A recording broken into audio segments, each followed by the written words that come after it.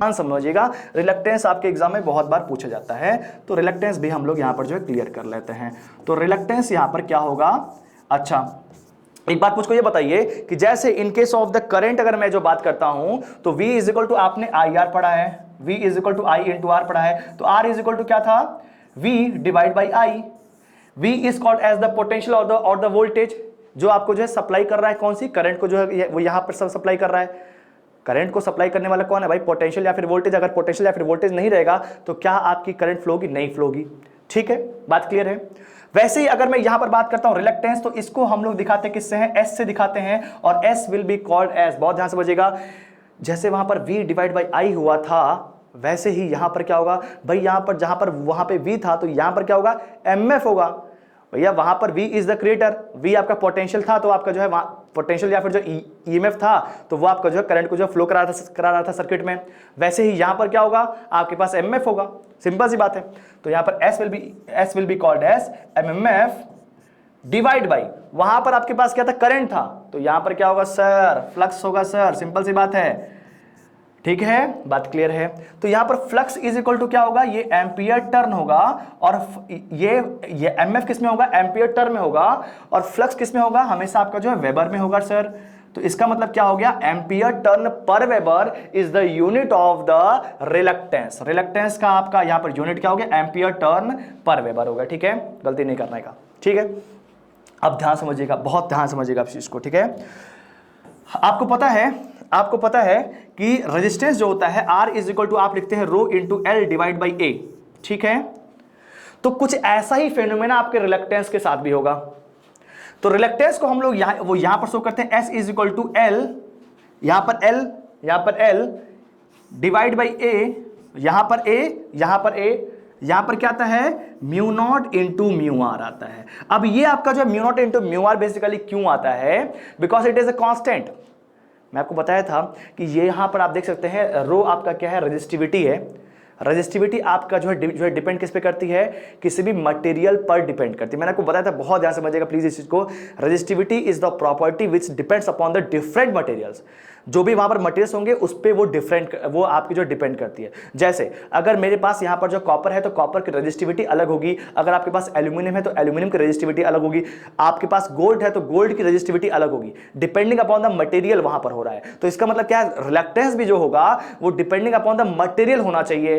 तो उसके लिए हमारे पास जो आपका टर्म आया है वो यहां पर 1 by mu not into mu R आया है, mu not into mu R, mu naught. अब यहां पर म्यू नॉट और म्यू आर क्या था, इसको समझेंगे, देखते हैं, क्लियर होगा, देखिएगा, ध्यान समझिएगा। इसको हटा देता हूं मैं, ये सब चीजें अभी हट गई। ठीक है, ये सारी चीजें हटा देता हूं।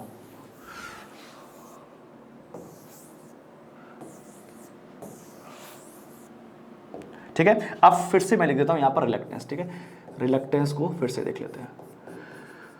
रिलक्टेंस इज इक्वल टू क्या होगा, रिलक्टेंस इज इक्वल टू मैंने आपको जो समझा दिया क्या है रिलक्टेंस, इसको हम लोग दिखाते हैं, एस इज इक्वल टू क्या हो गया,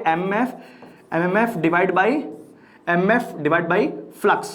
ठीक है ना, तो यहां पर MF क्या हो गया, MF is equal to ampere turn, ये एम्पियर टर्न पर वेबर हो गया। ठीक है, और S will be equal to कितना मैंने आपको बताया है, ये L divide by mu not into mu are into A. ठीक है ना, अब ये आपके डेफिनेशन को मुझको जो समझना है। ठीक है, क्लियर है। अब यहां पर इसको देखते हैं कैसे होगा। ठीक है, रुक जाइए।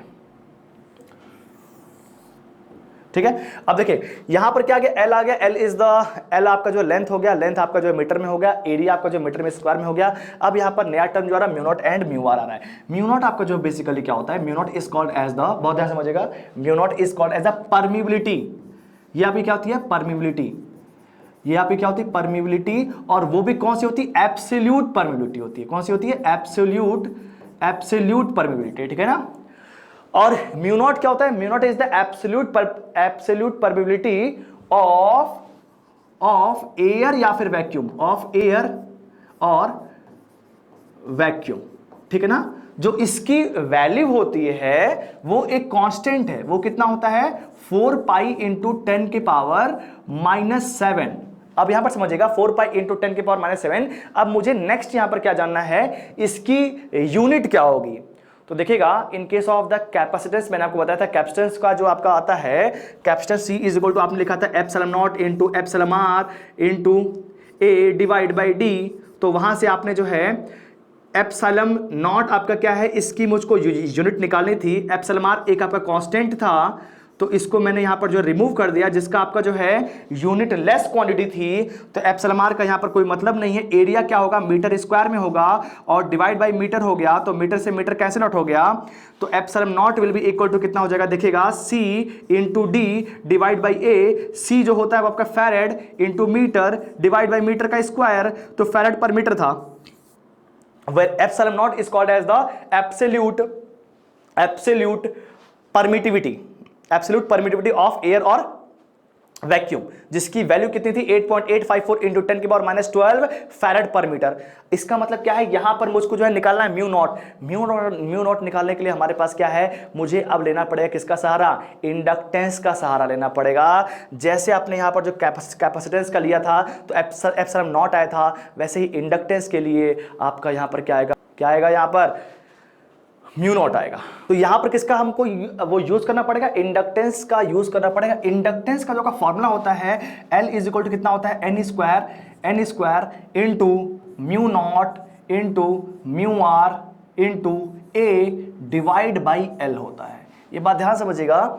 यहां पर मैंने इसको जो कैसे फॉर्मूला लिखा है सर समझ नहीं आ रहा ना, नहीं आ रहा है, क्लियर होगा। देखिएगा इंडक्टेंस क्या होता है, हमेशा आपका जो नंबर ऑफ टर्न्स पे डिपेंड करता है। नंबर ऑफ टर्न्स जितना ज्यादा होगा इंडक्टेंस उतना ज्यादा होगा। ये आपका क्या है, एक इंडक्टर है। रेजिस्टेंस आपका ऐसे दिखाते हैं, इंडक्टर्स को ऐसे दिखाते हैं और कैपेसिटर को ऐसे दिखाते हैं। C इज इक्वल टू आपने यहां पर पढ़ा है epsilon not into epsilon R A by D, तो इसका मतलब इंडक्टेंस का फॉर्मूला भी कुछ इसी तरह से होता है। और वो कैसे होता है देखिएगा, जहां पर याद करने के लिए मैं बता रहा हूं, गलती नहीं करने का, इसको ध्यान समझिएगा। C इज इक्वल टू मैंने यहां पर लिख दिया epsilon naught into epsilon R into A divide by D, और मुझको इंडक्टेंस का फॉर्मूला लिखना है। तो ये बात तो कंफर्म है कि ऊपर A आएगा और नीचे D आएगा। तो भाई मैंने इंडक्टेंस वाले में भी लिख दिया, ऊपर A लिख दिया, और क्योंकि इसमें डिस्टेंस नहीं आता है, इसमें L आता है, L is the length of the inductance, तो मैंने यहां पर जो है L को पुट कर दिया, ठीक है, into epsilon naught into epsilon R आया था। लेकिन यहां पर क्या है, यहां पर आपके पास जो है mu not into mu are है, क्योंकि आपके पास अब मैं जो बात कर रहा हूं वो मैं परमिबिलिटी के बारे में बात कर रहा हूं। और परमिबिलिटी क्या होती है, परमिट करने की क्षमता, परमिट करने की एबिलिटी। किसको परमिट करना है, फ्लक्स को परमिट करना है। परमिबिलिटी का मतलब क्या, परमिट किसको करना है, किसको करना है, परमिट, फ्लक्स को परमिट करना। देखिएगा परमिबिलिटी का अगर मैं यहां पर डेफिनेशन निकालूंगा तो परमिट एबिलिटी का मतलब क्या होगा, क्षमता हो गई, और परमिट का मतलब क्या है, किसको आप जो है परमिट कर रहे हैं, तो फ्लक्स को पास करने की जो क्षमता है उसको हम लोग क्या बोलेंगे, परमिबिलिटी बोलेंगे। और फ्लक्स किस में आएगा, फ्लक्स आपका इंडक्टर में आएगा, क्योंकि इंडक्टर आपका जो है मैग्नेटिक फील्ड को स्टोर करता है, मैग्नेटिक फील्ड के फॉर्म में एनर्जी को स्टोर करता है। तो इसका मतलब इंडक्टर में हमेशा आपका मैग्नेटिक फील्ड आता है, कैपेसिटर में हमेशा आपका इलेक्ट्रिक फील्ड आता है, मैग्नेटिक फील्ड हमेशा इंडक्टर में आता है। इस बात को प्लीज बहुत ध्यान समझिएगा। और कुछ देर पहले मैंने आपको जो है सोलेनॉइड जो बनाया था उसमें जो है मैंने ऐसे ही टर्न्स को रैप किया था, और फिर मैंने बोला था कि आपका मैग्नेट बन गया। तो वो मैग्नेट आपका जो बेसिकली कैसे बना है, with the help of the inductors को हमेशा हम लोग जो है रैप करते हैं इस तरह से, टर्न्स को घुमा दिया तो वो आपका इंडक्टर्स बन गया, ठीक है ना। अब इसका मतलब क्या है, यहां पर परमिबिलिटी आएगी, कैपेसिटेंस में आपकी जो है परमिटिविटी आई थी, तो इंडक्टर में क्या आएगी, परमिबिलिटी आएगी। तो परमिबिलिटी अगर आएगी तो इसका मतलब क्या, हम यहां पर रख देंगे mu not into mu R रख देंगे। जैसे भाई यहां पर epsilon naught into epsilon R आया था, वैसे मैंने सेम टू सेम रख दिया। मैं यहां पर ऐसा क्यों बोल रहा हूं, आपको ये चीज जो दिमाग में रहेगी, गलती नहीं करने का, क्योंकि लोग बहुत कंफ्यूज होते हैं, इंडक्टर का फॉर्मूला लेकर बहुत कंफ्यूज होते हैं। अब देखिएगा, ध्यान समझिएगा, नेक्स्ट जो सबसे इंपॉर्टेंट टर्म है वो यहां पर ये है, यहां पर आता है एन स्क्वायर। अब यहां पर एन स्क्वायर आता है क्योंकि इंडक्टर जो है वो आपके नंबर ऑफ टर्न्स पे डिपेंड करता है। नंबर ऑफ टर्न्स जितना ज्यादा होगा उसका उतना ज्यादा इंडक्टेंस होगा। बट कैपेसिटर में आपके नंबर ऑफ टर्न्स या फिर ऐसा कुछ फैक्टर क्यों नहीं आता, क्योंकि कैपेसिटर हमेशा जो है दो प्लेट के बीच से बनता है। मैंने आपको जो दो प्लेट से एक्स्ट्रा कोई जो प्लेट्स नहीं बताई हैं, तो इसका मतलब क्या होगा, कैपेसिटर में ऐसा कुछ नहीं आता है, बट इंडक्टर में because of the presence of the number of turns, तो यहां पर नंबर ऑफ टर्न्स के स्क्वायर से मल्टीप्लाई होता है। This is the formula of the inductance, ठीक है ना। प्लीज इस बात को बहुत ध्यान समझिएगा। तो मैं आपको जो यहां पर क्या बता रहा था कि हाँ mu not into mu R यहां पर जो कैसे आया, तो अब देखिएगा इसका यूनिट मुझको एक्चुअली जो बताया था कि ये आपका इसका यूनिट क्या आ रहा है, ठीक है ना। देखिएगा अब इस चीज को मैं यहां पर जो है डिलीट कर देता हूं, ये भी डिलीट हो गया और ये भी डिलीट हो गया और ये भी डिलीट हो गया, ठीक है। अब देखिएगा यहां पर इसका मुझको यहां पर यूनिट निकाला, तो यूनिट निकालने के लिए कुछ नहीं करना है, इंडक्टेंस का मैंने फॉर्मूला लिख दिया, L इज इक्वल टू कितना हो गया, N square into mu not into mu are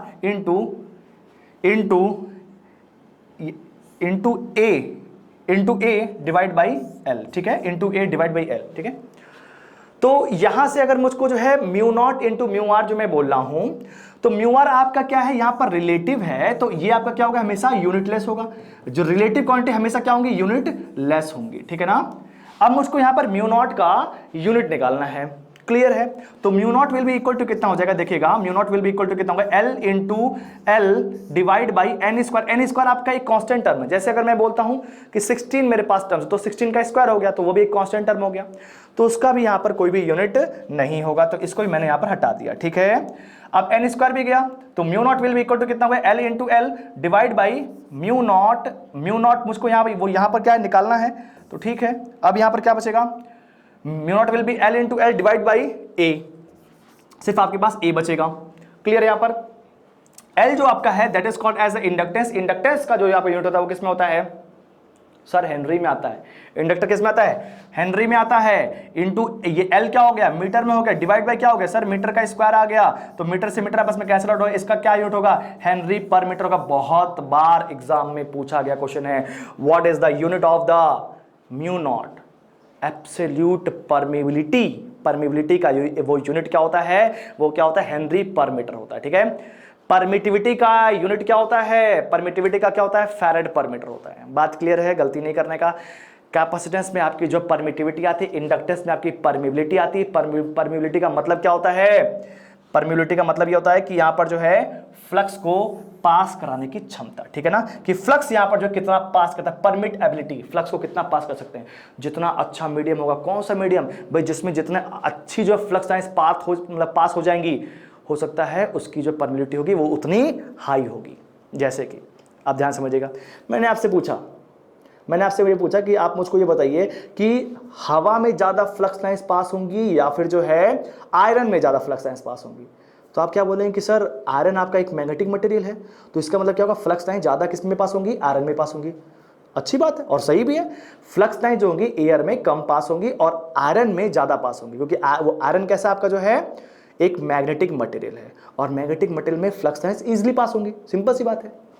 तो इसका मतलब क्या है, म्यू नॉट की जो वैल्यू होगी वो तो एक कांस्टेंट है, बट जब मैं आऊंगा म्यू आर पे, mu R is called as a relative permeability, तो वो क्या होगा, किसका ज्यादा होगा, मैं पूछूंगा वो एयर का ज्यादा होगा या फिर जो आयरन का ज्यादा होगा, तो आप क्या बोलेंगे सर एयर का कम होगा और आयरन का क्या होगा, ज्यादा होगा, क्योंकि आयरन में ज्यादा पास कर सकती है कौन सी, फ्लक्स लाइंस, ठीक है ना। देखिएगा, तो म्यू नॉट आपको यहां पर मिल गया 4 पाई इंटू, अभी सब कुछ क्लियर होगा, यहां पर टेंशन लेने की बात नहीं। कितना हो गया, mu not equal 4 pi into 10 की पावर -7, किसमें आएगा ये इसका यूनिट क्या है, हेनरी पर मीटर हो गया, ठीक है, कोई दिक्कत नहीं है। नेक्स्ट हमारे पास क्या है, that is called as the mu R. Mu R को हम लोग यहां पर क्या बोलते हैं, रिलेटिव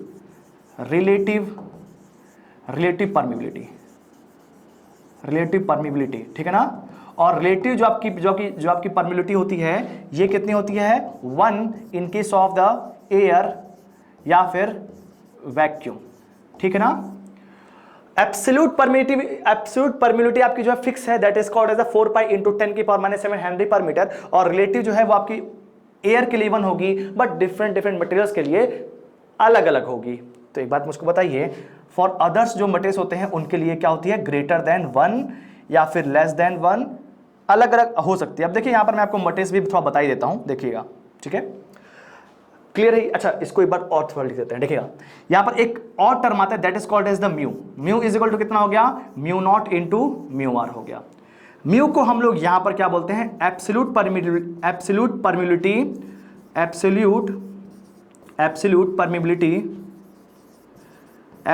परमिबिलिटी ऑफ ए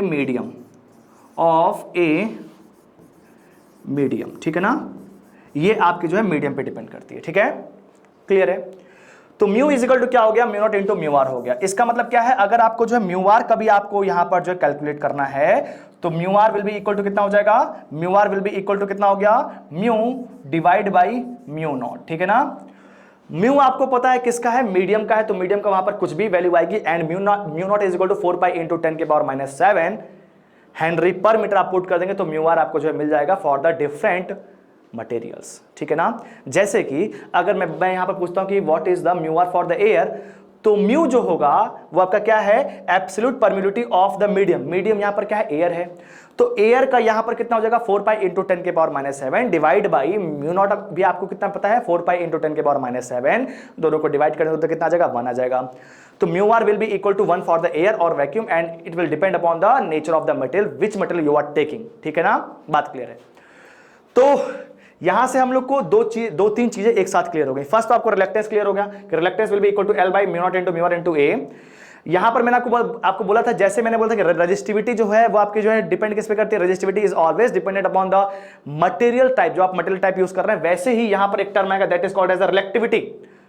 जैसे ही वहां पर रेजिस्टिविटी थी वैसे यहां पर क्या है रिलेक्टिविटी आएगी, और reluctivity will be equal to 1 by mu not into mu R, where mu R depends upon the type of the material which you are using. It means that reluctivity also depends upon the type of the material which you are using, ठीक है। Please इसको गलती नहीं करने का। जैसे resistivity material के type पे डिपेंड करती है, वैसे रिलेक्टिविटी भी मटेरियल के टाइप पे डिपेंड करती है। बात क्लियर है, कोई दिक्कत नहीं है, ठीक है। अब एक बात और समझिएगा, ठीक है। यहां से कुछ चीजें, हाँ अब म्यू आर के बारे में आपको बताता हूं, ठीक है। यहां से थोड़ी चीजें और क्लियर करूंगा, लेट अस टेक। अब यहां से सब कुछ हटाओ, म्यू आर बताता हूं मैं, ठीक है। म्यू आर आपका जो है बेसिकली क्या होता है, mu R is called as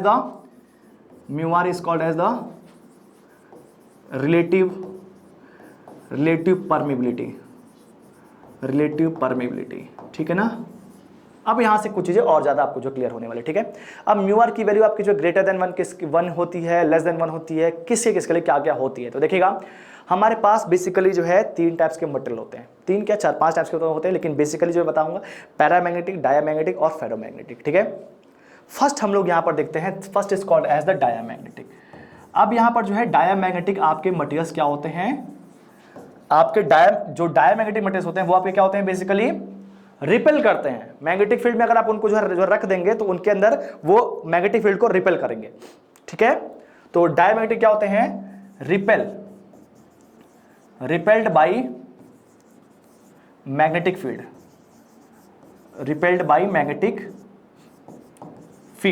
ठीक है ना, repelled by magnetic field.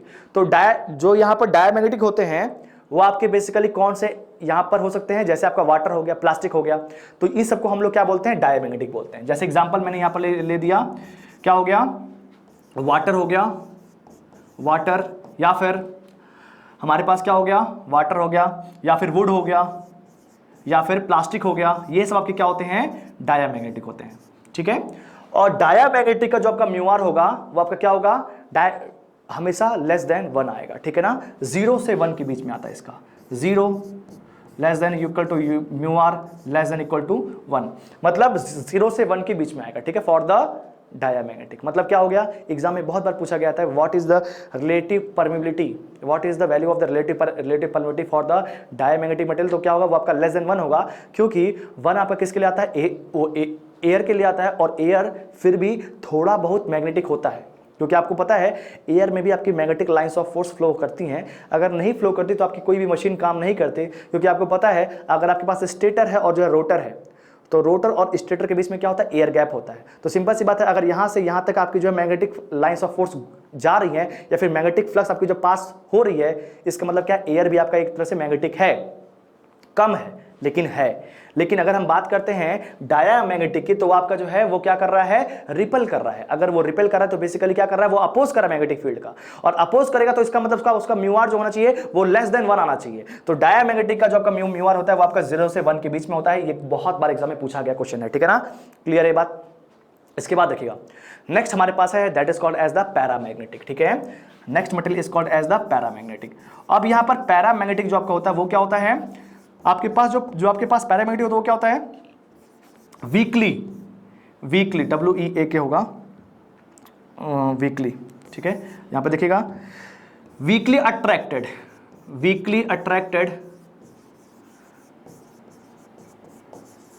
Weekly attracted, ठीक है ना।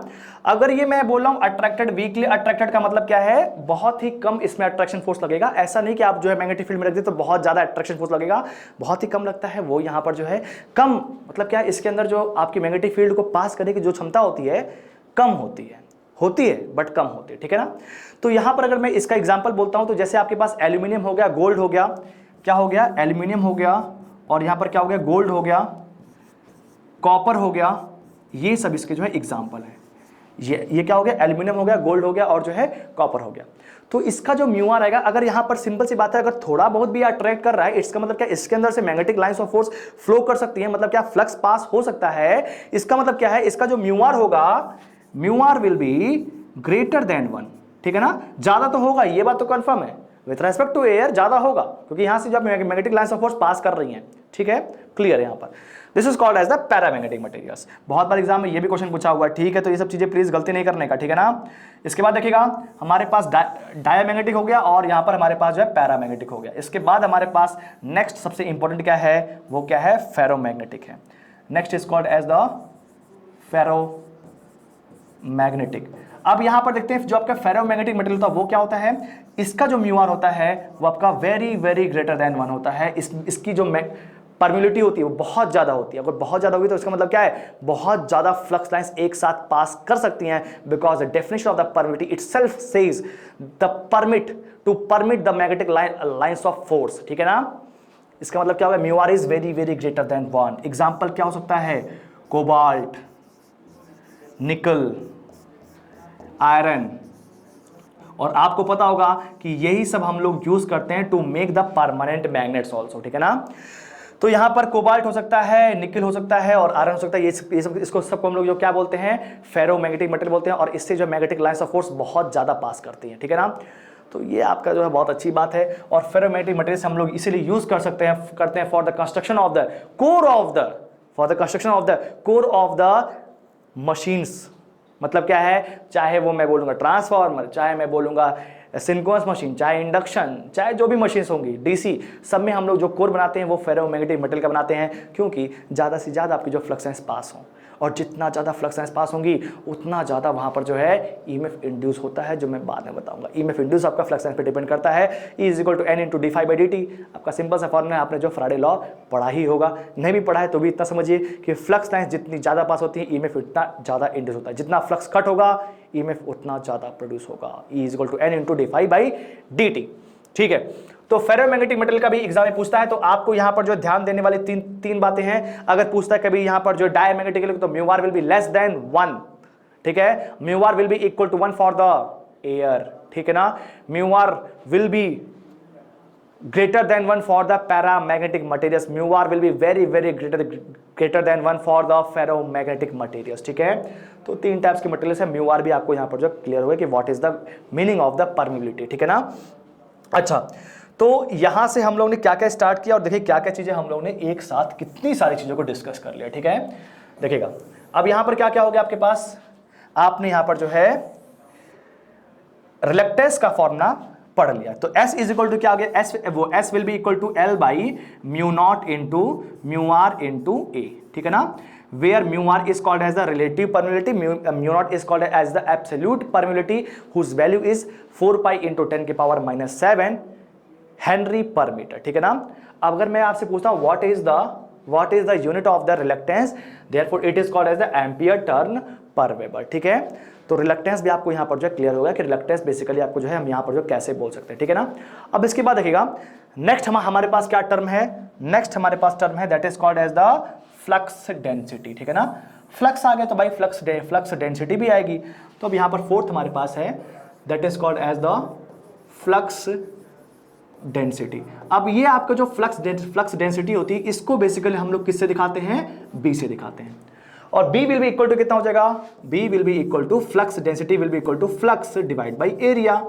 फ्लक्स यहां पर किस में होता है, वेबर में होता है, और एरिया किस में होता है, मीटर स्क्वायर में होता है। तो इसका जो यूनिट होगा वो क्या होगा, वेबर पर मीटर स्क्वायर।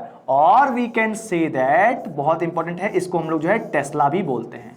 तो टेस्ला भी बोल सकते हैं और वेबर पर मीटर स्क्वायर ही बोल सकते हैं, ठीक है। गलती नहीं करने का। तो फ्लक्स डेंसिटी भी क्लियर हो गया, फ्लक्स क्लियर होगा, एमएफ क्लियर हो गया, रिलक्टेंस क्लियर हो गया, ठीक है। अच्छा, एक बात मुझको आप ये बताइए, मैंने आपको एक डेफिनेशन बताई थी in case of the electric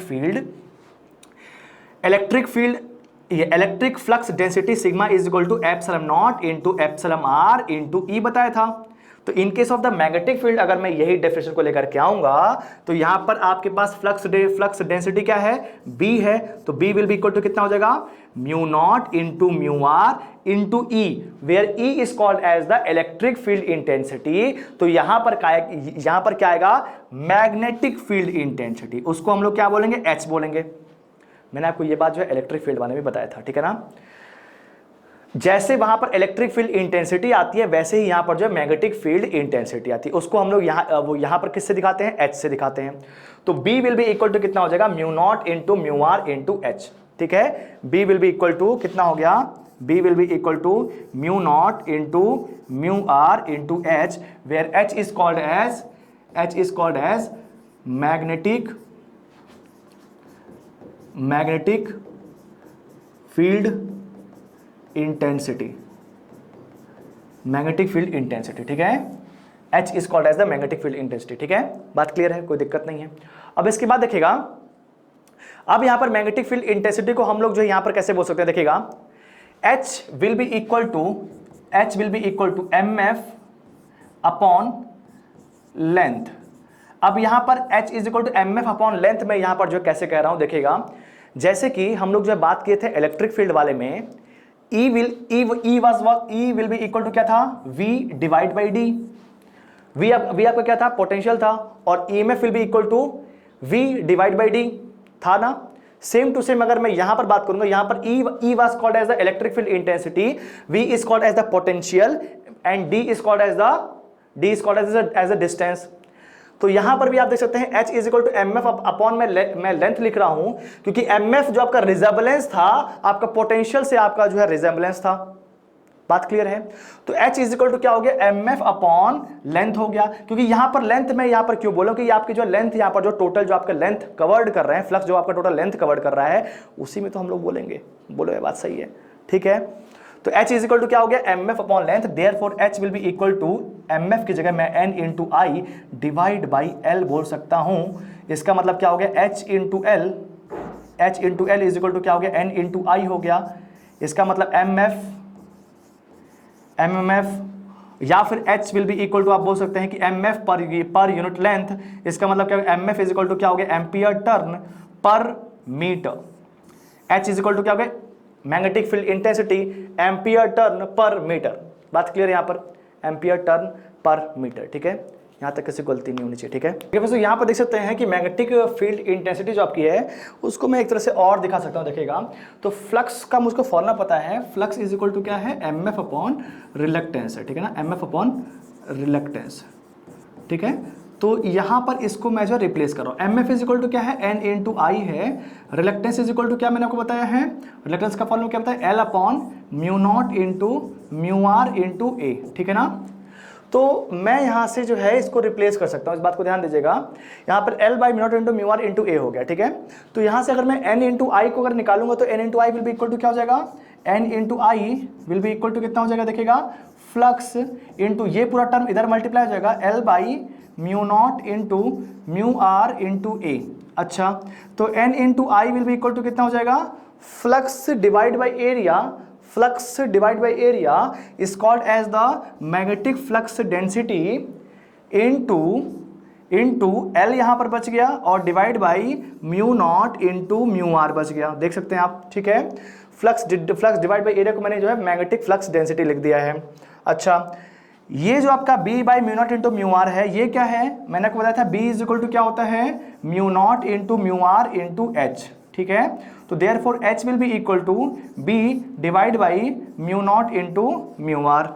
इसका मतलब मैं इसको रिप्लेस कर सकता हूं, देखिएगा, N into I will be equal to कितना हो जाएगा, H into L। It means that H will be equal to कितना हो जाएगा, NI डिवाइड बाई L, ठीक है। यहां तक बात क्लियर है, प्लीज इसको बहुत ध्यान समझिएगा। Magnetic field intensity which will be equal to N into I divide by L, where N into I is called as the MF per unit length is called as the magnetic field intensity. H is equal to NI/L, ठीक है। तो वही जो formula मैंने पहले बताया था वही फॉर्मूला यहाँ से भी हम प्रूफ कर सकते हैं, तो दोनों तरह से हम जो प्रूफ कर सकते हैं, ठीक है। तो अब देखते हैं यहाँ पर हमारे पास सारी चीज़ें मैं आपको लगभग जो बता दी हैं। इसके बाद एक टर्म और बचा है, हाँ, परमियंस बचा हुआ, ठीक है। देखिएगा परमियंस क्या होता है, परमियंस को एक बार जो है देख लेते हैं, पूरा क्लियर कर देता हूँ मैं, ठीक है। अब देखिए नेक्स्ट हमारे पास क्या टर्म है, that is called as the permeance. अब यहाँ पर परमियंस क्या होता है, तो जैसे in case of the electrical circuit आपको जो कंडक्टेंस पता है, where conductance is the inverse of resistance, resistance आपका क्या है, अपोजिशन है, कंडक्टेंस क्या है, ईज है या फिर सपोर्ट आप बोल सकते हैं। तो वैसे ही in case of the magnetic circuit आपका रिलक्टेंस है, रिलक्टेंस का जो अपोजिट होगा that is called as the permeance, ठीक है। तो रिलक्टेंस का जो अपोजिट है उसको हम लोग क्या बोलते हैं, परमियंस बोलते हैं, 1 बाई रिलक्टेंस, 1 बाई रिलक्टेंस, ठीक है ना। तो इसका मतलब क्या है, इट इज द सपोर्ट और it is the ease with which flux flows, ठीक है ना। इसका मतलब क्या है, जैसे वहां पर जो अगर बात करते हैं कंडक्टेंस, जितनी ज्यादा कंडक्टेंस होगी करंट उतना इजीली फ्लो कर सकता है। तो इसका मतलब क्या है, मैग्नेटिक सर्किट में जितना ज्यादा परमियंस होगा, फ्लक्स उतनी इजी और उतना ज्यादा फ्लो कर सकती है। तो इसका मतलब क्या है, इसका अगर मैं यहां पर फॉर्मूला लिखूं तो क्या हो जाएगा, 1 by reluctance, reluctance is equal to क्या है, L by mu not into mu are into A, ऊपर गया तो कितना हो जाएगा इसका formula, A into mu not into mu R divide by L, ठीक है। यूनिट क्या हो जाएगा इसका, आपको पता है कि आपका जो है यहां पर रिलक्टेंस का आपको पता है, reluctance is equal to S is equal to क्या होता है, MFN into I divide by flux, ampere turn per weber है। तो इसका मतलब क्या हो गया, अगर मैं 1 बाय रिलक्टेंस करूंगा इसका मतलब परमियंस हो जाएगा। तो परमियंस का जो यहां पर जो यूनिट होगा वो क्या होगा, 1 divide by ampere turn per weber, मतलब क्या हो गया, weber divide by ampere turn, it is the unit of the permeance, ठीक है। I hope it is very much clear. तो देखिएगा यहाँ पर लगभग मैंने आपको जो सारे ही टर्म्स मैंने आपको जो बता दिए, what is the magnetic field, magnetic field के बाद हम लोग जो है एमएफ पढ़ लें कि एमएफ क्या होता है, फ्लक्स क्या होता है, फ्लक्स के बाद हम लोग जो है रिलक्टेंस देख लिए, रिलक्टेंस के बाद हम लोग यहाँ पर जो है परमिबिलिटी देख लिए कि what is the meaning of the permeability, और जो है परमिबिलिटी मैंने आपको जो बता दिया कि permeability is the ability to send the flux lines, ठीक है। तो वहाँ पर अलग अलग मटेरियल्स के लिए भी हम लोग यहाँ पर जो है देख लें कि परमिबिलिटी क्या क्या होगी। इसके बाद मैंने आपको जो बता दिया कि इसके बाद मैंने आपको जो क्या बताया था, मैग्नेटिक फील्ड इंटेंसिटी बता दी, मैग्नेटिक फ्लक्स डेंसिटी बता दी। तो प्लीज ये सारी चीजों को आप जो है देख लेंगे, अच्छे से क्लियर कर लेंगे। और यहाँ पर क्या है, लास्ट में जो मैंने बताया वो क्या है, परमियंस बता दिया, ठीक है। तो रिलक्टेंस भी हो गया, परमियंस भी हो गया। रिलेक्टिविटी क्या होती है, reluctivity is same as the resistivity, जैसे वहां पर in case of the electric field आपकी रेजिस्टिविटी होती है, मैग्नेटिक फील्ड में उसको हम लोग क्या बोलते हैं, रिलेक्टिविटी बोलते हैं, ठीक है। प्लीज इस सब चीजों को गलती नहीं करने का। इसके बाद देखते हैं, अगर मैं यहाँ पर कंपैरिजन करता हूं, अब यहाँ पर एक बहुत अच्छा यहाँ पर टॉपिक है, that is called as the, अगर आपके पास क्या मैग्नेटिक सर्किट और इलेक्ट्रिकल सर्किट है और दोनों का मुझको यहाँ पर जो कंपैरिजन करना है, व्हाट इज द, इसको हम लोग यहाँ पर जो कंपैरिजन करेंगे कि व्हाट इज द डिफरेंस। ध्यान समझिएगा, मैं यहाँ पर सबसे पहले बात कर रहा हूँ, नहीं सिमिलैरिटी पहले पढ़ लेते हैं, बाद में डिफरेंस पढ़ेंगे, ठीक है। What is the similarity between the magnetic circuit and the electrical circuit. आपकी सिमिलैरिटी भी होती है और डिससिमिलैरिटी भी होती है। डिससिमिलैरिटी थोड़ी देर बात करेंगे, पहले ये देख लेते हैं। तो मैग्नेटिक सर्किट और इलेक्ट्रिकल सर्किट में हम लोग यहाँ पर क्या देखने वाले हैं, सिमिलैरिटीज। इसको सही से लिख देता हूं मैं थोड़ा सा, ठीक है। तो इसमें हम लोग यहां पर क्या देखने वाले हैं, सिमिलैरिटीज।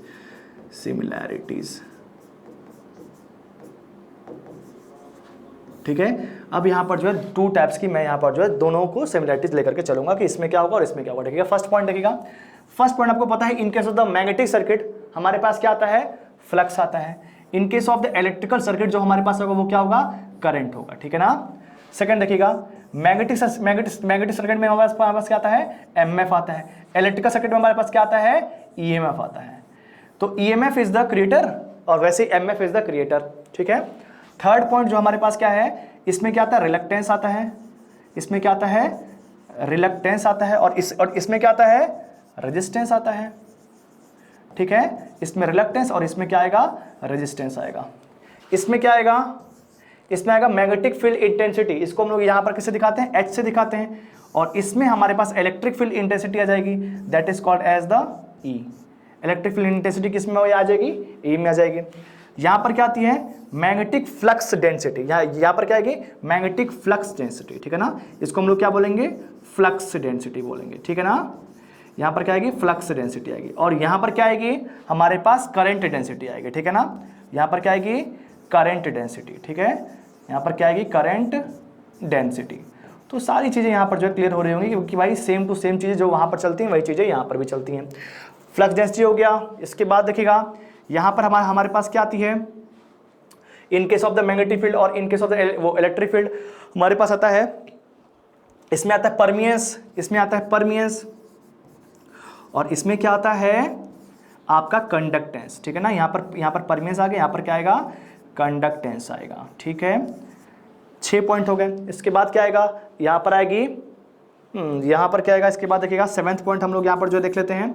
यहां पर आपकी आती है रिलेक्टिविटी, रिलेक्टिविटी, और यहां पर क्या आएगी, रेजिस्टिविटी, ठीक है ना, रेजिस्टिविटी, रेजिस्टिविटी। तो ये सारी चीज़ें हैं, बस बेसिक बातें हैं। आप इसको आप इजीली जो है ध्यान में रख सकते हैं। और फ्लक्स हो गया, रिलेक्टेंस हो गया, परमियंस हो गया, यहाँ पर आपके पास और क्या आता है, म्यू आता है। Mu is called as the mu, मतलब वही म्यू मतलब क्या होगा, वहाँ पर जो है परमिबिलिटी आ गई, वो सब चीज़ें यहाँ पर हैं। और उसके बाद जो है सब कुछ तो क्लियर हो गया, ठीक है। तो आई थिंक सो ये आपको जो क्लियर हो गया होगा। इसके बाद देखिएगा हम लोग यहाँ पर जो है देख लिए हैं कि what is the similarities between the magnetic circuit and electrical circuit. अब देखते हैं what is the dissimilarities between the magnetic circuit and the electrical circuit, ठीक है।